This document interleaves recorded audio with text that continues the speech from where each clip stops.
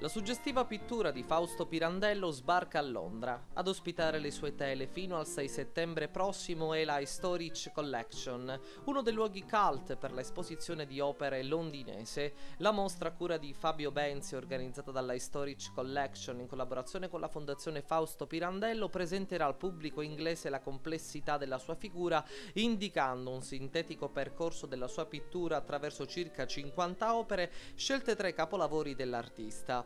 Questa monografica, la prima in Inghilterra, ha diversi motivi di interesse, innanzitutto quello di far conoscere un personaggio così centrale dell'arte italiana di metà Novecento, strettamente legato alla figura del celeberrimo padre, Luigi. Un ulteriore motivo di interesse può inoltre essere rappresentato da una singolare assonanza che negli anni 30 e 40 lo avvicina tematicamente e figurativamente, persino stilisticamente, a uno dei maggiori pittori inglesi del Novecento, Lucien Freud. Questa assonanza, indiscutibilmente fortissima, mostra due aspetti assai affini della creatività novecentesca che emergono in Europa, indipendentemente, certamente senza contatti diretti e in momenti differenti, da una sensibilità tuttavia comune volta allo scavo della personalità, nella ricerca di una realtà cruda e carnale dagli esiti oggettivi ed impietosi. Ultimo aspetto legato alla sede Historic è che lo stesso collezionista raccolse ed espose opere di Pirandello nelle mostre storiche della sua collezione,